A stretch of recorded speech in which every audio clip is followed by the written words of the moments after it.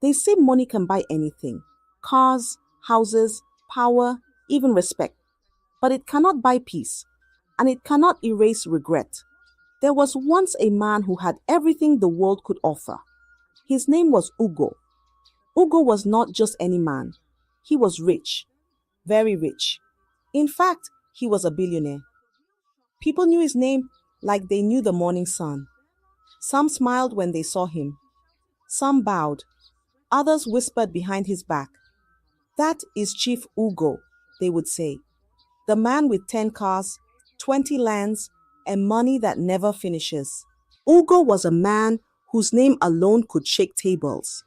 A billionaire with houses in Lagos, land in Dubai, and connections that reached into the very veins of power. In town, people either whispered his name with awe or cursed it under their breath. He wore money like perfume, strong and suffocating. But inside his mansion, where marble kissed every corner, silence ruled. His wife, Sandra, and their 3 beautiful children lived abroad. They only come around during Christmas or Easter, when the air was festive and cameras were plenty. Most of the time, Ugo stayed alone. Only his footsteps echoed in the big house. The clock ticked loudly, like a heart beating in an empty room. He had workers, yes, a driver who opened the car door like he was handling gold, a cook who made meals that smelled like heaven. But still, when night came, the house was quiet again, so quiet you could hear the walls sigh. And in that quiet, Ugo sat like a king with no one to talk to. He had money, yes, but he had no joy. Inside the big lonely house where Ugo lived, there was a girl. Her name was Stella. Stella was not like Ugo. She didn't have money. She didn't wear gold. Her slippers were old. Her clothes were plain, but her heart was clean, like fresh water in a clay pot.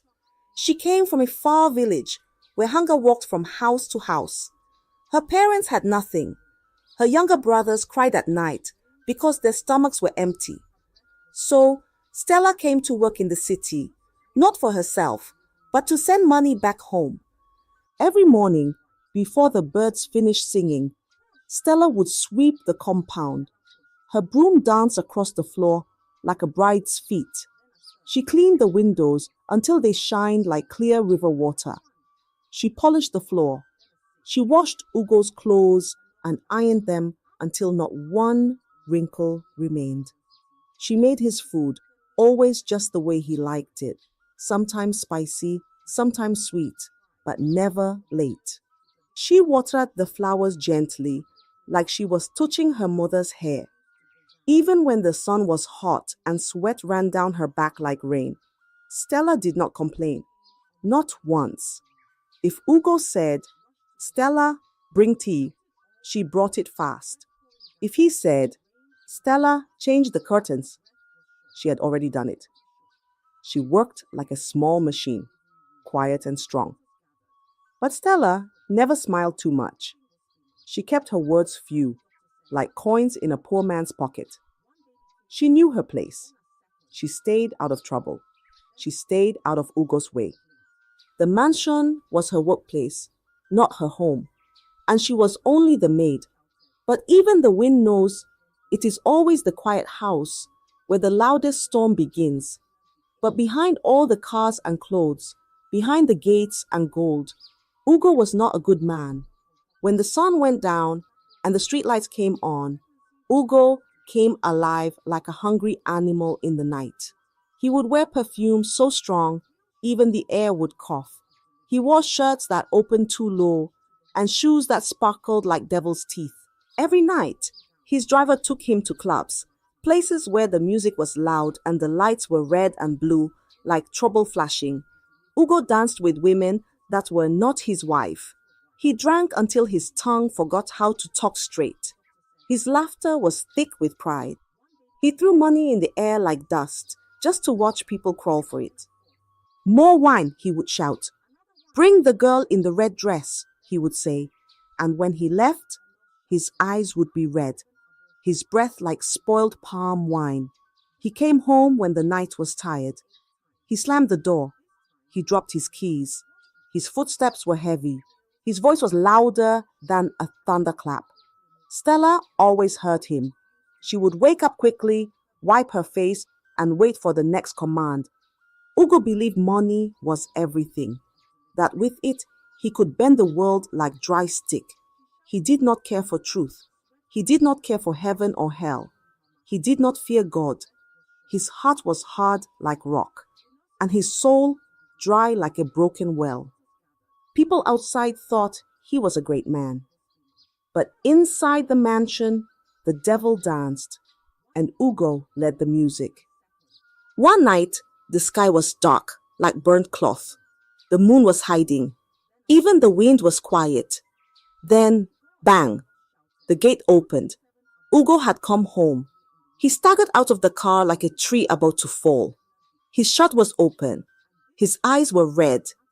His breath carried the sharp smell of alcohol, the kind that could slap your face. He kicked off his shoes and shouted, "Stella, where is my spicy chicken soup?" Or questions. She just cooked, even though her eyes were still heavy. She brought the soup to him. "Here it is, sir." But Ugo did not touch the food. His eyes were no longer looking at the soup. They were looking at her, slowly, from her head to her feet. He smiled, but it was not a good smile. Then he said, "The spicy food I want is not this soup. It is you." Stella's hands shook. Her mouth opened, but no words came out. "Go inside," Ugo said. "Change your clothes." Stella turned and went to her room. She changed. She came out wearing a long gown. Ugo looked. He frowned.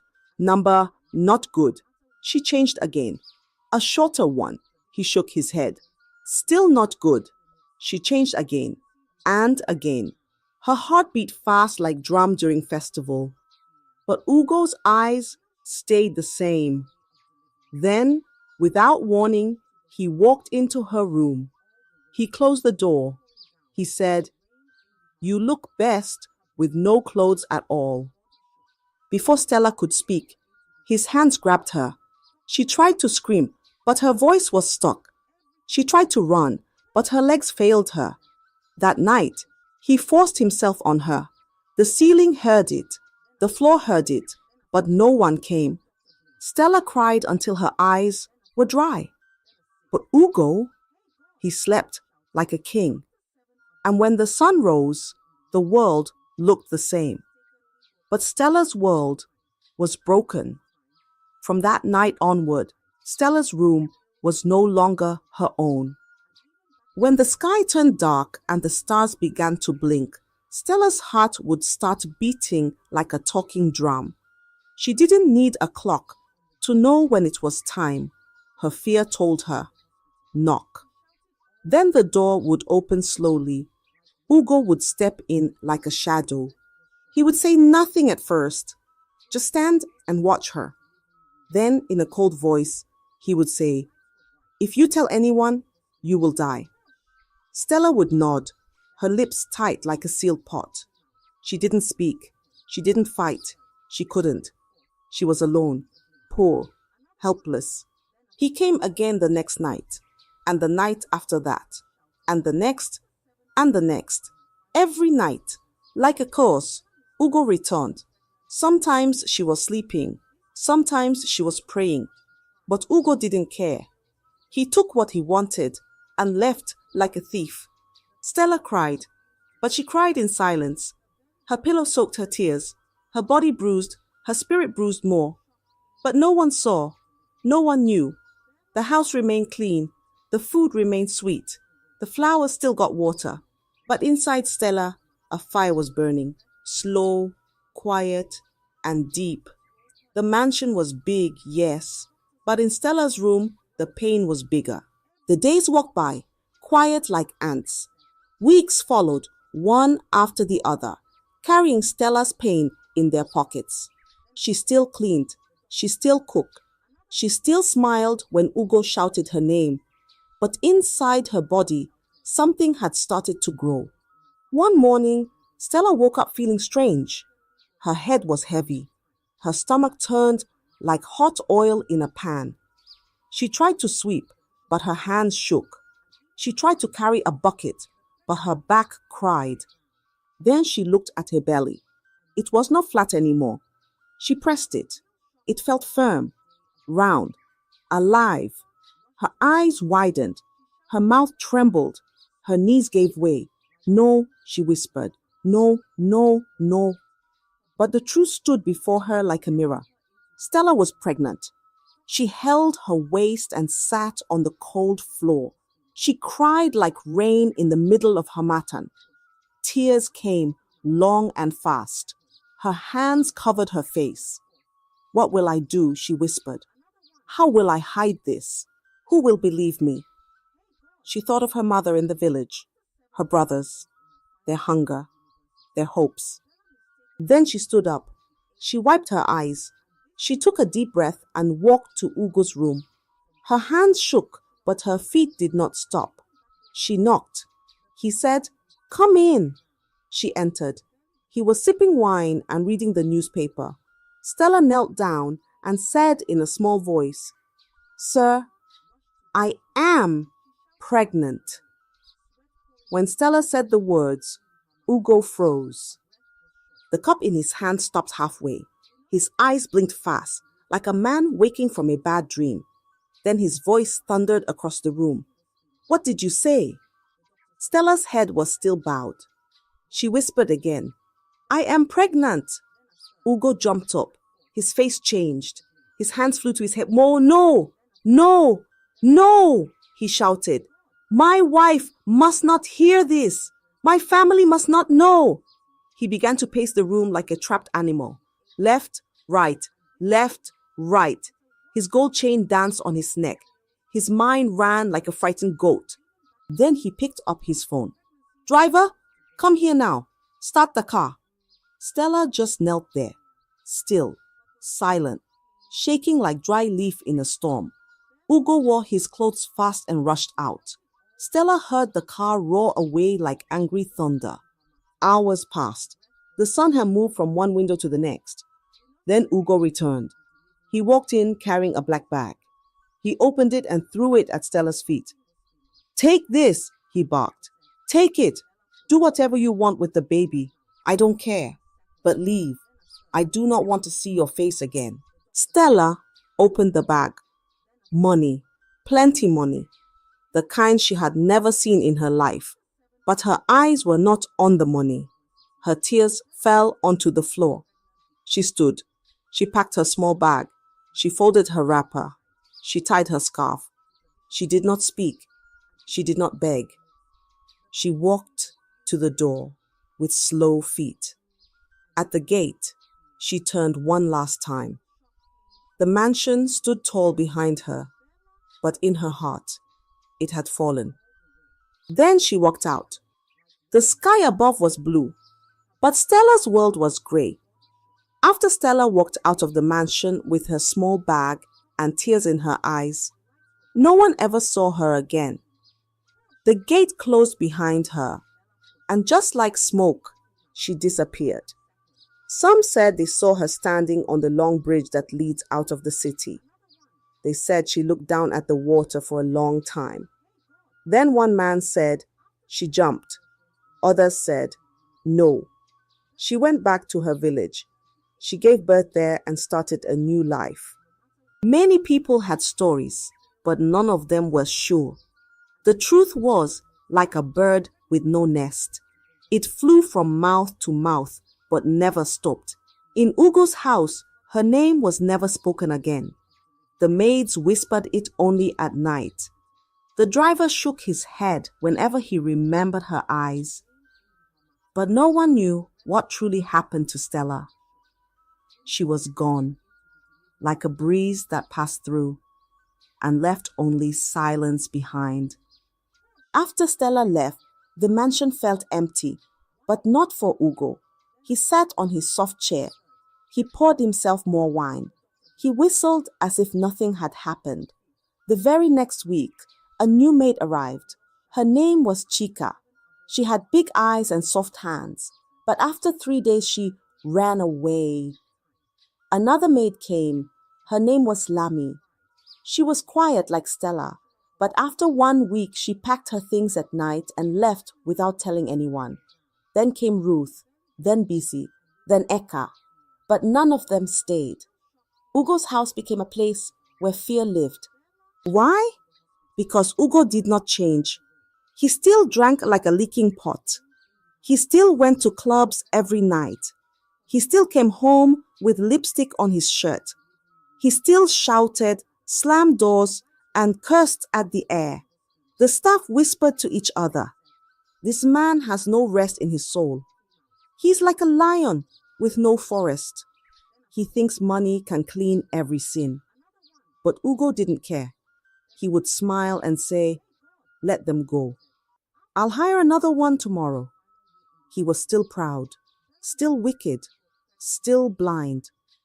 The mansion looked rich on the outside, but inside it stank of silence, fear, and brokenness. And the one who caused it all, he sat at the center, drinking wine like water. The years walked slowly, but they did not forget Ugo. His strong arms became weak. His voice, once loud like thunder, became soft like morning wind. His black hair turned white, one strand after another, like dust covering a once shiny mirror. His beard, too, it lost its shine and grew like old cotton. Ugo still had money, plenty of it, but his laughter was gone. His eyes looked tired. He would sit on the balcony, watching the gate that no one opened. The house was still big, the cars were still many, but silence lived in every corner. No more footsteps, no more greetings, no more life. He missed the noise, he missed the hugs, he missed the sound of his children calling, "Daddy!" He missed Sandra's calm voice and her slow walk through the house.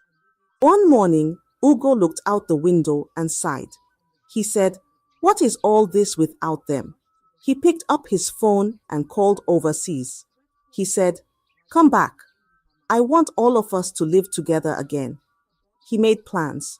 He called the cook, the driver, the cleaner. "Wash the curtains, scrub the tiles, clean every corner," he ordered. He smiled for the first time in years. He told himself, "My house will be full again. My heart will dance again."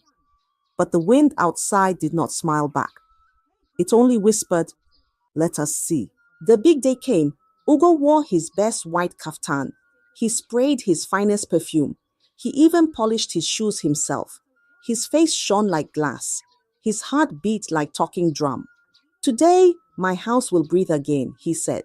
He placed flowers on the table, set extra plates on the dining, opened all the windows to let joy enter. He looked at the clock again and again. The plane was to land by 3 o'clock.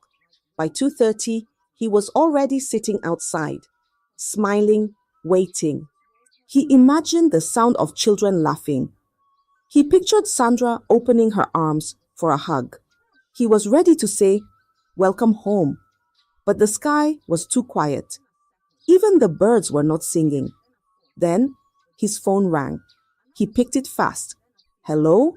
he said, already smiling. But the voice on the phone was not smiling.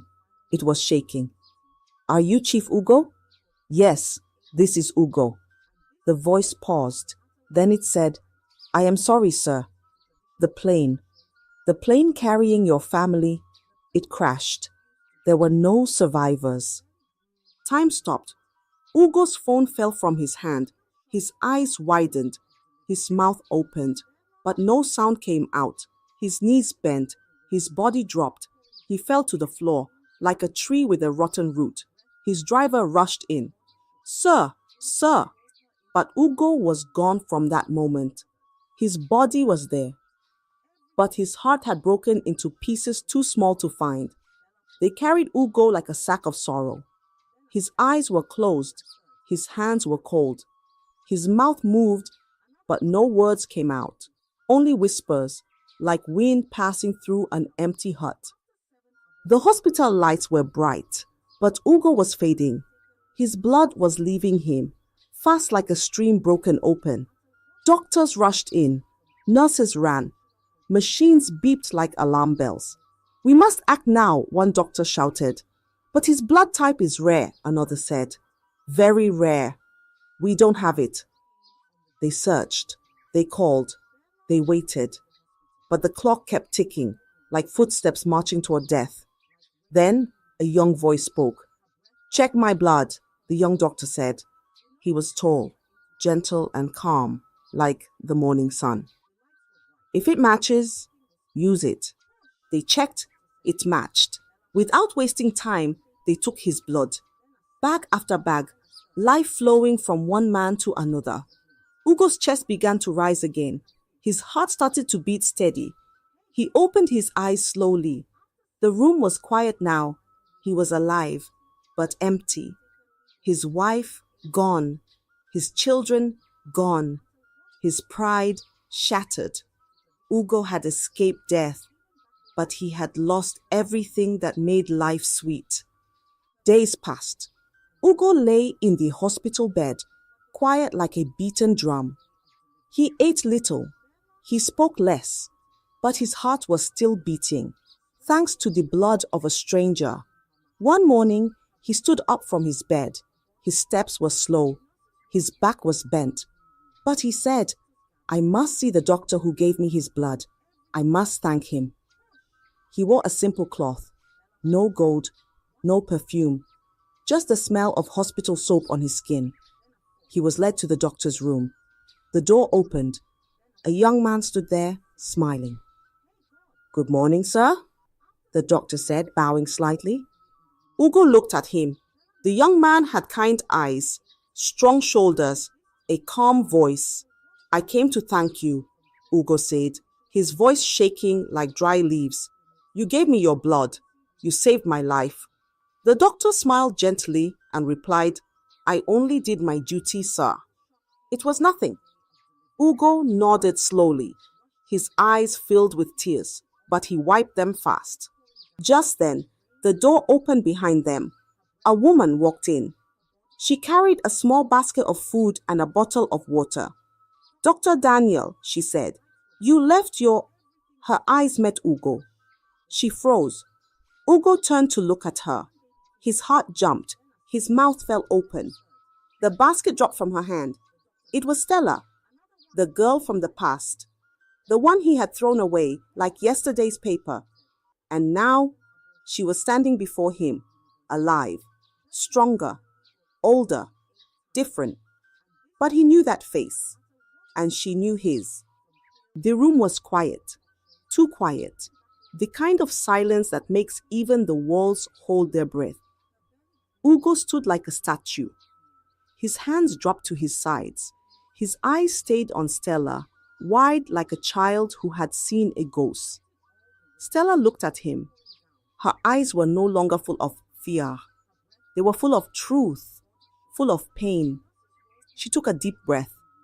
Then she said, "This is my son, the one you told me to throw away." Ugo blinked, once, twice. His knees gave up. He sat on the chair behind him, slowly, like a falling leaf. His eyes moved to the young doctor. The same nose, the same eyes, the same way he raised his eyebrow when confused. The boy looked just like him, as if heaven had drawn him with Ugo's face. Stella stepped forward. "His name is Daniel," she said. "He's the child I carried when you gave me money and said I should disappear." Ugo's lips trembled. I didn't know." Stella's voice was calm, but her words were sharp. "You didn't care to know." Daniel stood between them, confused but quiet. He looked at his mother, then at Ugo. "Is this true?" he asked. Stella nodded slowly. Ugo could not speak. His mouth was full of regret, his eyes full of shame, his heart full of cracks. The boy who saved his life was the same boy he once rejected. Ugo could not hold it in. He dropped to his knees. right there on the hospital floor. His hand shook. His voice cracked. Stella, Daniel, forgive me, he cried. Forgive me for all the pain I caused. I was blind. I was wicked. I was wrong. Tears poured from his eyes like a broken tap. He wept like a lost child looking for his mother. Stella covered her mouth. Her eyes filled up too. Her body trembled as the tears came down like rain on a dusty path. She had waited so long for this moment. She had dreamed of it. But now, it didn't feel like victory. It felt like sorrow finally finding its voice. Ugo looked at Daniel. I don't deserve your blood. I don't deserve your kindness. Daniel took a deep breath. He stepped forward and placed a hand on Ugo's shoulder. Father, he said softly, I have no anger in my heart. Ugo looked up, surprised. You have lost your wife, your children, your peace, Daniel continued. What you need now is not punishment. You need rest. You need healing. We forgive you. Ugo broke down again. He held Stella's hand in one hand, Daniel's hand in the other. He cried like a man who had carried sorrow for too long, and for the first time in many years. His heart began to breathe again. Ugo went home, but he was not the same man. The house was still big, the room still wide, the cars still shined, but Ugo's heart was no longer loud. He didn't shout anymore. He didn't drink. He didn't go to clubs. He didn't chase women. He woke up early. He sat by the window. He looked at the sky for a long time. And when no one was watching, he whispered small prayers. God, thank you for giving me another chance, he would say. He called his lawyer. He brought out his documents. He wrote clearly, one part for Daniel, one part for Stella. The rest, let it go. He said to them, this is my way of saying sorry, not with words, but with my hands. Stella said nothing. She just nodded, her eyes wet but kind. Daniel smiled and said, thank you, Papa. From that day, they lived together. They ate together. They laughed sometimes. They sat under the evening breeze and told stories. Ugo was now quiet, like a river after a storm. He didn't wear too much gold. He didn't care for praise. He had lost his wife and his children, the family he once showed the world. But now, he found a new one, the family he once threw away. And even though the past could not be erased, God gave him a second chance. Through the son he once rejected. And this time, he held on with both hands. I hope you enjoyed the story.